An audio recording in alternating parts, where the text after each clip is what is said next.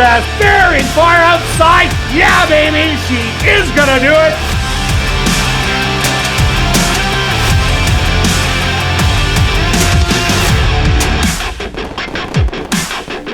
And welcome everybody for a special edition of ASD Live. It's our Breeders' Cup edition, looking at the 14 Breeders' Cup races.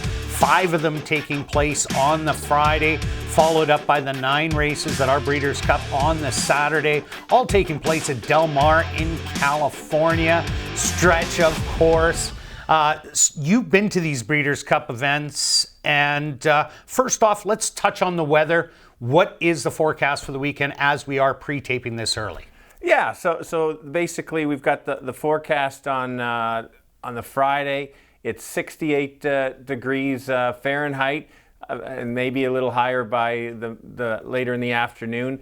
I'm going to go with 94% sunny. I think that'd be positive. I'm being the positive, going from there, and so basically, I don't think it's going to play into past years we've had to worry about is it going to be sloppy or fast or what. It's going to be fast and firm. I think you're going to get that very consistent. We've had the races before that on the Wednesday and Thursday, so it'll be the same thing there. So we can go from there. So just a couple things to go over before we start. We've got the 5 races on this show that we're going to talk about. That's the Friday. That's the 2-year-olds, the future superstars. Basically, a few things you want to maybe pay attention to is have a game plan. Figure it out. Pick your spots. We know that there's going to be some long shots and favorites. Last year, Kirt made a really good bet. He picked a spot. And what did you do last year there, Kirt, on what was your angle there? Well, I ended up betting a pick 3 starting in the mile. I liked 2 horses in there, and Whitmore was one of them, coming off a really sharp workout in the morning. Worked 34 and change, and he wasn't a horse that worked in the morning, but he had run in the Breeders' Cup and hit the top 3. I think he ran 3rd in the previous year, so I ended up having him in there. And then I seen the mares going a mile, and I thought on the turf, I thought that was a crazy race. I really couldn't come up with a winner, even though I took Circus Maximus that ended up running 2nd in there. I was able to get a bomb home in there, and then Monomoy Girl was my key in the last leg. Did come back as a short price, only even money, but the pick 3 for $1 was juicy, $2,700. Exactly. So that's exactly what I mean. We know that there's going to be some favorites. We know there's going to be some long shots. I got an email the other day, and the angle was just bet $2 on every horse. So in 2017, 2020, you would have made some money. But then I decided to look at a couple other years. 2018, you would have lost $150. 2019, you would have lost over $40. So the net on those 4 years is basically you'd be down about $70. So pick and choose. I think there's a fair amount of favorites here. There is going to be some long shots. Go from there. You don't always have to follow our picks. Just listen to some of the information. I know both of us have done a fair amount of work on this, and so we've got lots of information to go over and help you make some money. Kirt, what about the tractor report? Well, the tractor report, I was looking last year at the Breeders' Cup, and yes, it was at Keeneland. I was watching some of the races there, and the track was playing fairly fast, but nothing crazy. Then the Breeders came along, and wow, they speeded that track up, and they were breaking track records, suicide fractions, left, right, and center. I didn't take a lot of horses that did have speed, and that did cost me in a lot of races. But Del Mar, you said, has a lot more dirt added this year than last year. You heard that somewhere? I did, yeah. So they've decided to just add it, more safety for the horses and a little more cushion. So I think now it's going to be depending on, as you think they're going to tighten it up. I think they for sure will, because people seem to like the fast fractions, where it really doesn't matter what the fractions are. It's the end result that means everything. Yeah, for sure. So we'll get to see. You get to watch, watch some Wednesday, Thursday racing, and even the undercard on the Friday. That's going to help us out for sure.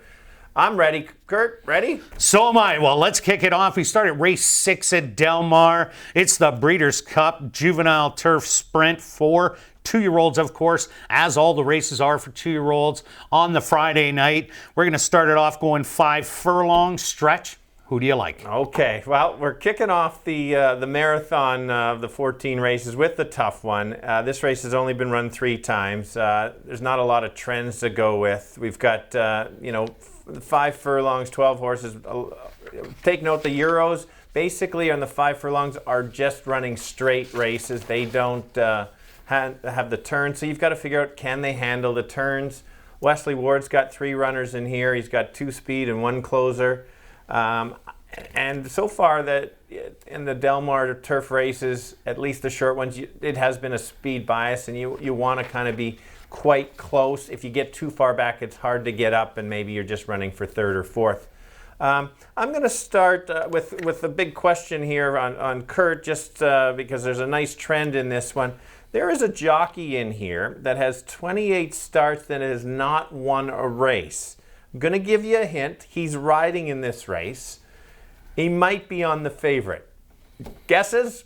My pick, probably Tyler. Let's say Tyler. All right. So yes, I am not going to start with the 8 horse. I'm going to start with one of the Wesley Ward horses, who I think basically can come off the pace. I've watched a couple of the replays of this horse. His first lifetime race at Keeneland actually broke slowly and came off the pace. I think this horse can stalk, take over. That's Twilight Gleaming. That's my top selection.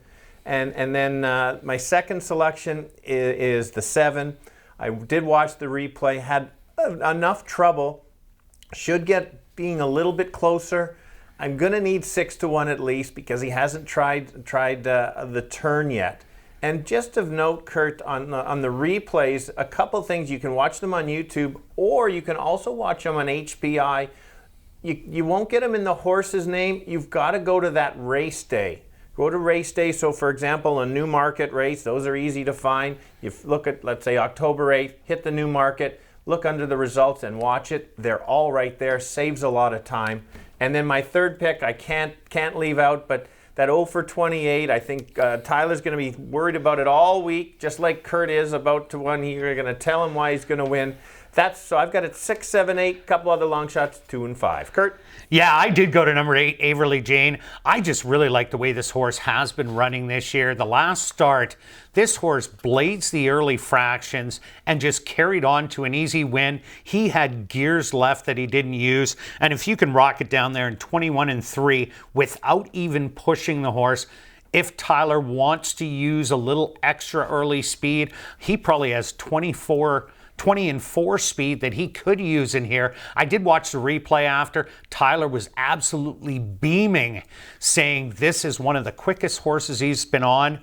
And it's a 2-year-old. For the amount of horses, he's ridden only 1,200 start mounts this year alone, and he's saying it's one of the quickest. I think this one's a little bit special. I do like the way this horse did come off the pace 3 outs ago in a stalking roll, so I don't think he needs to get the lead. Number 9, one-timer, I expect to be all out to get the lead like he did last time out in the Speakeasy. Ended up winning by 3/4 of a length, but early on was pressured by 3 other horses, and he was, like I said, all out to make it to the lead. Did open up and held on for the win, but I just like Averly Jane. I think this is a really special one, so that's my top selection. I also like number 7, Armour. If you want to watch a replay for a horse that got an absolutely brutal trip, this is the one. The last time out, 3rd beaten 3/4 of a length, was hemmed in on the rail in between horses, was steadying early, ran into trouble, was bumped down the lane off stride, came on, only lost by 3/4 of a length. I would have liked the horse to win the race, even though it had all that trouble, but it was all out to run 3rd beaten 3/4. A smoother trip probably would have been a little bit closer, maybe even would have garnered the win, but that trip alone was absolutely unbelievable. I just thought that was a tough one. And to round out my top 3, I went to the 3 horse, Go Bears Go. This horse gets blinkers on today. This is a horse also coming from Great Britain, running in the grade 1s 3 consecutive times. Hasn't really got a big piece of the money, ran a 3rd and a 4th, but I think it's another one that can progress from there. So definitely my top selection. I'm going to Averly Jane. Tyler, time to break that goose egg. Let's make it 1 for 29. So I'm taking, at least my top 2 big ones are 8 and 7.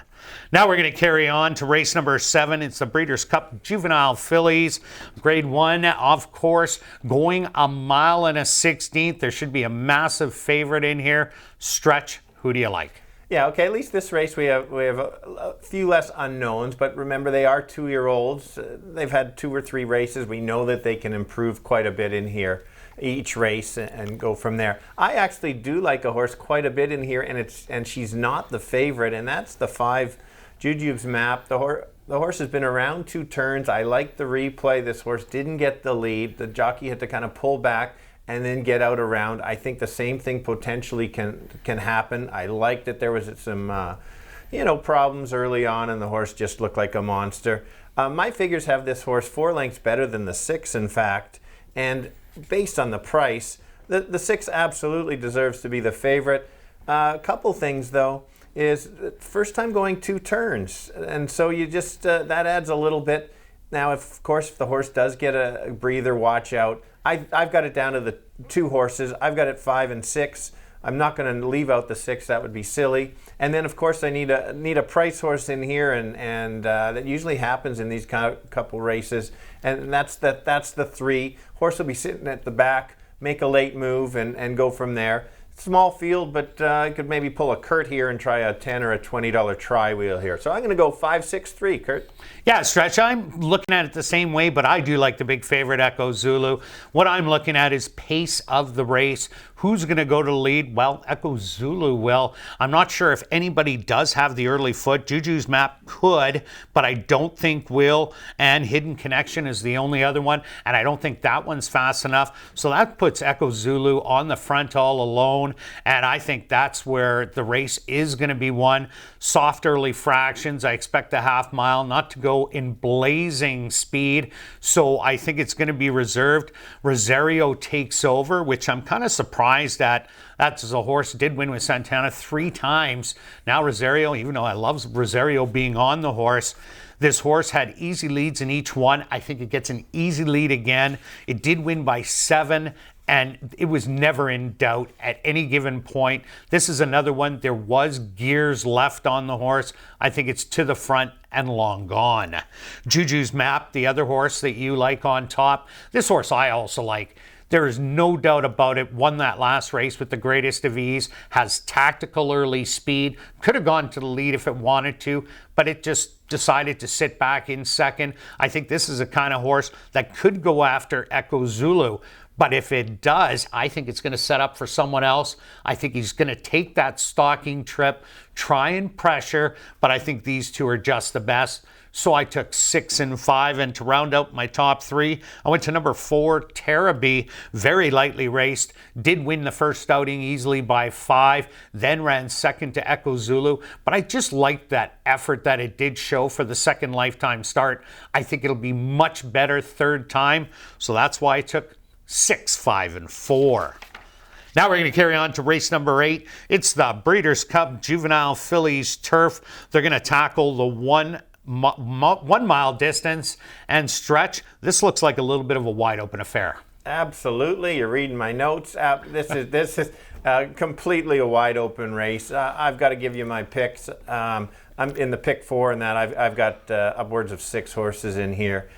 In this race, looking at all the horses and basically watching some replays, I really wasn't impressed with any horses in here with a big turn of foot. Past years, I usually find one, and now I get a little more high on the horse on that. But here's my kind of horses that I'm taking. Obviously, I'm looking for a price here. I've got to find price horses because, like I said, no strong opinions. I landed on the 2, and the reason is the horse has only had 2 starts. I like that middle move last time, and basically toyed with the field and then basically geared down, offering 12-1 morning line. I think that's fair value on this horse. The horse has won at Del Mar already. I like that. And then the second choice is the 7, Consumer Spending. I like that Pratt takes the mount. Again, another replay I watched when the horse was at Laurel Park. I didn't like the ride that much. I think when now you get Pratt up, he's a top rider, especially in California there. And again, morning line 8-1. I think this horse can be even better after that last race. And then, of course, I've got to find a European in here. And I've decided to go with the 12. I think she's the top one of the bunch that I think the horse can stretch out. There's only been 6, and that kind of helps. Others, I'm including a 1 and 6 in there. So I've got 2, 7, 12. Kirt? Yeah, I'm with you. This is a wide open affair. I had a really hard time. Every time I'd look at something, I'd keep changing my mind. There isn't a lot of speed in here. That is the one thing. The 2 horses that do possess some early speed are the 4 and 5, Turner Loose and Bubble Rock. I think Bubble Rock is the one that's going to have the more speed, with Turner Loose back to a stalking roll like it showed in its previous 2 wins. The last time, went to the front end, got caught very late by California Angel, who is in here today. Came from the absolute clouds to get up, but I don't think Turner Loose really wanted to be on the front. So I think it's going to leave it up to Bubble Rock, take that stalking position, and without that pace in there, I think that speed's going to be able to stick around a little bit more. Usually on the turf it doesn't. You see the closers eating them all up. So I took a shot on number 4, Turner Loose, in a stalking roll to go on by Bubble Rock halfway down the lane and get the win, and pretty good odds at 12 to 1. I also like number 6, Hello You. Here's another one of the invaders coming from Great Britain. Newmarket last time out. Ran a great race last time out. Beat and Cash It by an easy length and a quarter. Did lose the time before against Missin' Sense, who is also in here. But this horse has run some big races. And what I like about some of these European horses is the drop in the weights that they're getting now that they come across the pond. A lot of them carrying 127, 128. Even see some of them at 130 pounds. Now they're going to knock down to 122. I think that's a big advantage for some of these horses, so we expect a better time. So Hello You is the one I like from over the pond. And number 9, Koala Princess, one of 3 undefeated horses in here. Stretch likes Cairo Memories. I like Koala Princess. This horse won easily by 8 on the front end first time out, then adopted an absolute opposite running style, going to the back and making a big charge down the lane. Rosario does stay with it. I really like that move. So Koala Princess is the one that rounds out my top 3. So I'm going 4, 6, and 9. Now we're going to carry on to race number 9. It's the Breeders' Cup Juvenile, a mile and a 16th. Looks like there is going to be a couple heavy favorites in here. Stretch, who do you like? All right, so yeah, you can expect some early pace in here. I think it's going to be tough for a horse to go gate to wire. I think it's going to set up for some closers. The favorite is going to be probably the 1 horse. I'm looking for some upsets in here. Certainly the 1 looks very good on paper.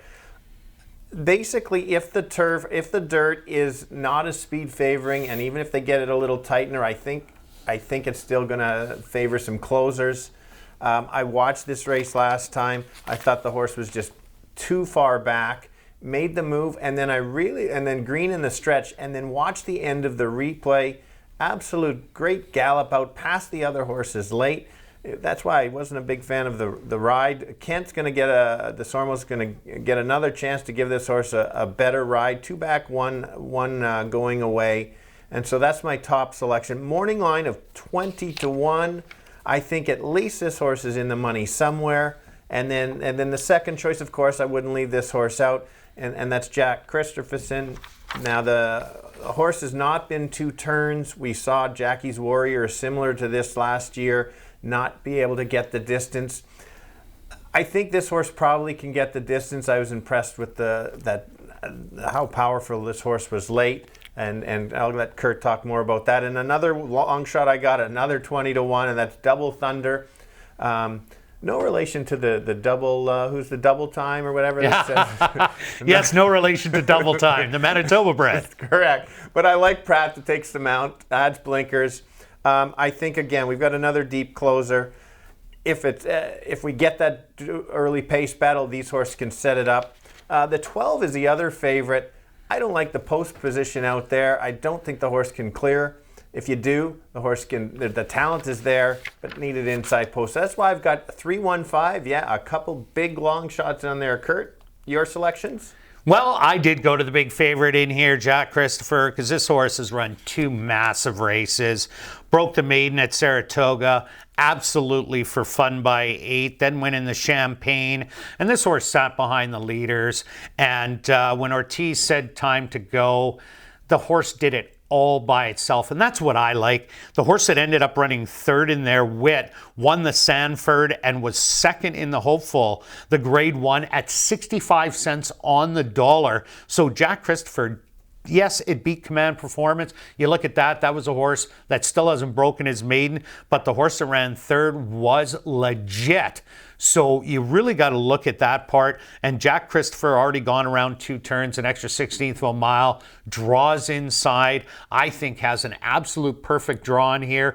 There isn't a pile of early speed in this race, so I expect it to get a really good trip on the inside. I don't think there's a huge value in the win, but I just think this horse has a big shot at getting it done. I also like on the outside the other undefeated horse, Corniche. How can you not like it? Both times hit the front end, ends up going wire to wire. One of 2 horses in for Bob Baffert in here. Mike Smith rode both of them to victory in both of their starts, but where does Mike Smith go? Well, he goes to Corniche on the outside. Does have post position 12, but that shouldn't matter. This horse, like I said, not a lot of speed in here. Should be able to clear after a 1/4 of a mile, get down to the rail, and then go into kind of support mode and not go too fast. So I think Corniche can definitely stick around for a big piece of things. And I like number 10, Command Performance. 2nd first out in the maiden allowance race. Came back and ran against Jack Christopher, who I think is the winner of this race. So how can I not like him coming back? Making only its 3rd lifetime start. I expect this horse to improve. I like a lot of these horses that are making their 3rd starts and they're improving. Yes, it's a maiden against winners, but I think this Pletcher horse just has ultra talent. And if there is some sort of pace that does emerge in here between Corniche, Pinehurst, and maybe on the inside of someone else, maybe that Jasper Great and Jack Christopher, maybe they all want to get a piece of it. Watch for that horse to be rallying, but I'm taking pretty chalky 1, 12, and 10. Now we're going to carry on to race number 10, the Breeders' Cup Juvenile Turf. They're going to go 1 mile stretch, ending off Friday night. Who do you like? All right, so clearly race 9, you'd think we're looking at a different program or race, so it'll be interesting to see. We're looking at the same names, numbers, and we're not even on the same page of race shape or anything, so pay attention to that. Yes, race 10, back to the turf. Got the boys on the turf. I found a good stat here. The Euros basically make up about 30% of the entries in these races, but has won this race 70% of the time.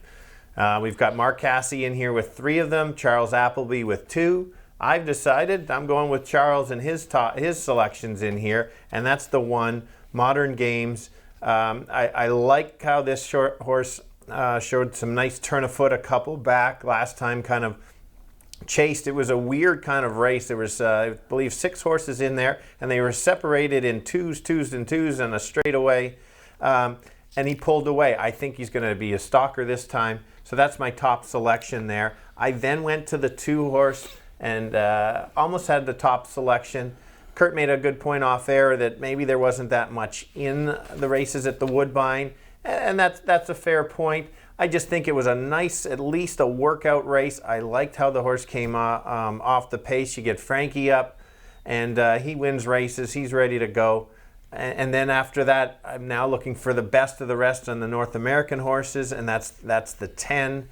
I expect the horse again to stalk. Very game last time, and does have the best figures of all the North American horses out there. And just if you need a 4th horse for a superfecta finish off big, that would be the 9 at 20 to 1. So I've got it 1, 2, 10, and if you're playing the super, you need the 9.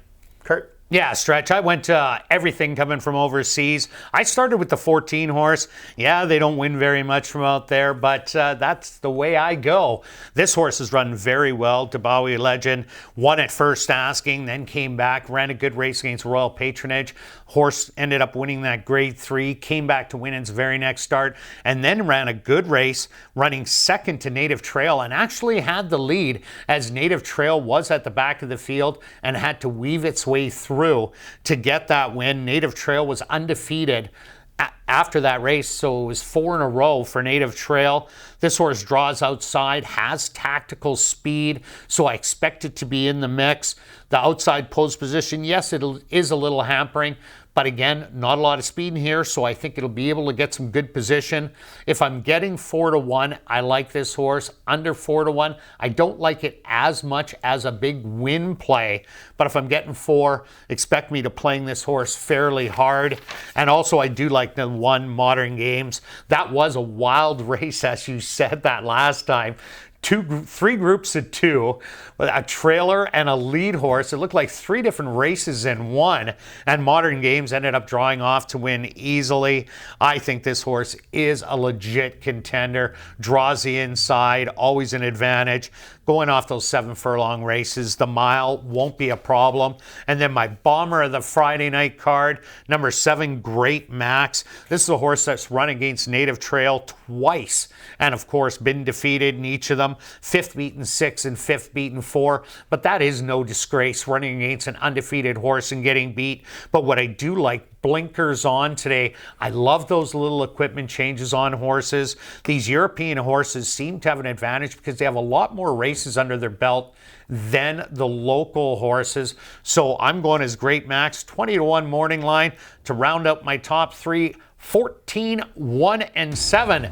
Well, and now that you know the races that we do like and the horses that we do like, let's go to our wagers for Friday night's Breeders' Cup races. Stretch, who do you got in race 6? Okay, just a couple things on the types of bets. There's so many different bets. They've added a few more. They've got pick 4 turf racing in there. You can match up a couple days of different things.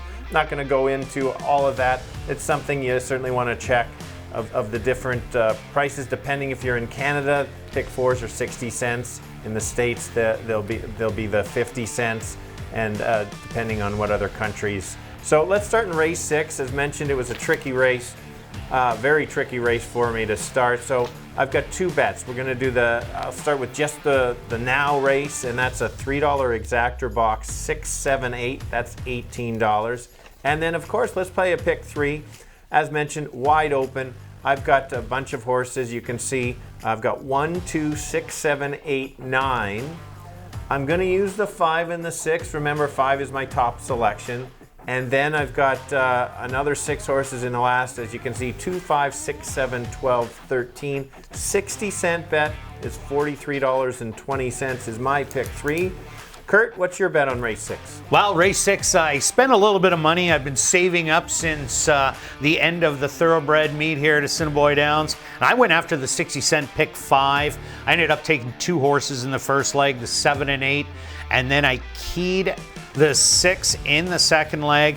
The third leg, race number 8, I took everybody. I think it's such a competitive race. Might as well try and get the long shot in there. Then I took just the 1, Jack Christopher, in race 9, and I rounded out with 5 horses in race 10, the 1, 4, 7, 9, 14, for a total of $84. Okay, Stretch, carrying on to race 7, what do you got? Okay, here we go. This is a play I do like quite a bit. I am going to play the pick 5, but I'm going to start with I don't want to miss out. I'm going to go $30 to win on the 5. I think they're going to overbet the 6 horse. The 6 horse obviously figures, but you know, I don't want to miss out on maybe a 3 or 4-1 shot that I think actually has the best figures. Pick 4. I am taking a big shot on here. I am going to spend both 5 and 6 in here. That'd be silly just to leave off the 6. It is probably the best horse in the race. Then I've got a bunch. 2, 5, 6, 7, 12, 13. Hopefully that's enough of them. And then in the next leg, another kind of wide open, trying to beat the favorite a little bit. 1, 3, 5, 10, and 12. Of course, got to include that 1 horse. That's a no-brainer, and the 12 on the outside. And the last leg, I do like just having the 3 horses, the 1, 2, and 10. It is a bigger ticket, but you can partner up. It's $108 on that pick 4. If I can beat some of those favorites, watch out. I'll hit a Kirt win from last year. And Stretch, you were talking about maybe going after the tractor. Well, I did. I'm taking the 6 on top, Echo Zulu. He's one of my better bets of the weekend with the 5 horse Juju's Map and the 4 Terabyte. So I'm taking the 6 on top of the 4-5-4-5. but I'm taking a $10 wheel, so that'll cost you 20. Okay, race number 8, Stretch. Who do you have in here? All right, here's one of my long shot races. I've decided a couple bets in here because I don't want to miss out. We'll start with the $2 exactor box, the 2, 7, 12, and 13. That's $24.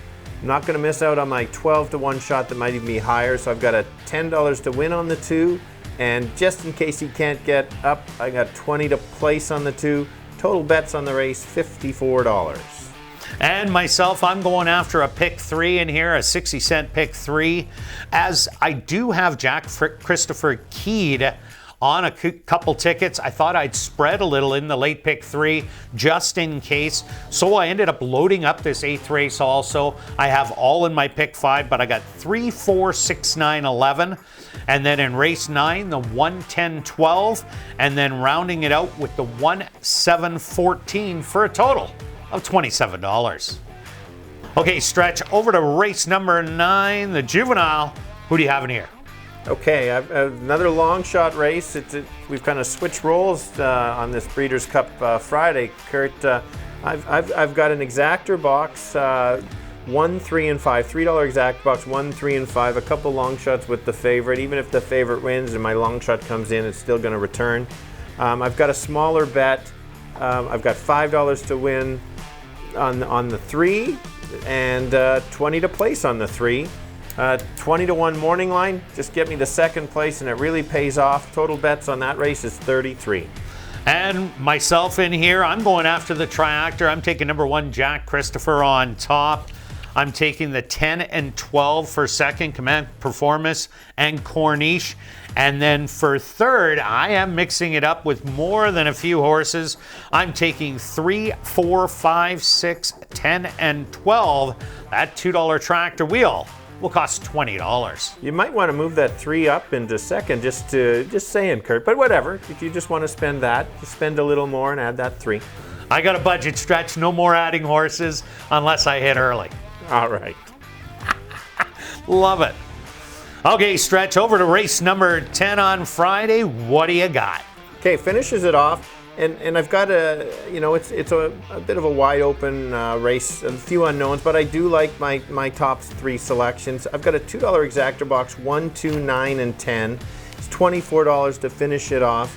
And also, as Kurt's made some sequence bets and he's adjusted, don't put all your eggs in one basket on one horse, because you don't want to do that at all. And so just be aware of that. As Kurt mentioned, he might add my selections if he wins early, or have to maybe head to the car hopefully not on Friday. But yeah, that's my selections on race 10.